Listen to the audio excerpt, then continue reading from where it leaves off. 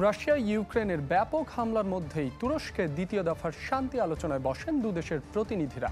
কিয়েভের তরফ থেকে ৩০ দিনের জন্য স্থল, নৌ ও আকাশপথে যুদ্ধবিরতির দাবি থাকলেও তাতে রাজি হয়নি মস্কো।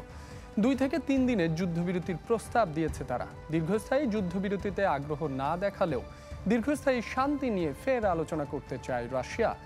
সোমবার তুরস্কে অনুষ্ঠিত বৈঠকে নিজেদের দাবি দাওয়া তুলে ধরে স্মারকলিপি হস্তান্তর করে রুশ প্রতিনিধি দল।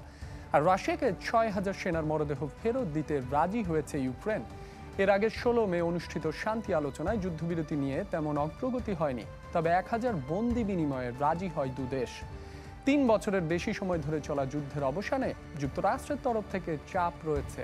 আলোচনায় অগ্রগতি না হলে মধ্যস্থতাকারীর ভূমিকা থেকে সরে আসার হুঁশিয়ারি দিয়ে রেখেছেন মার্কিন প্রেসিডেন্ট ডোনাল্ড ট্রাম্প।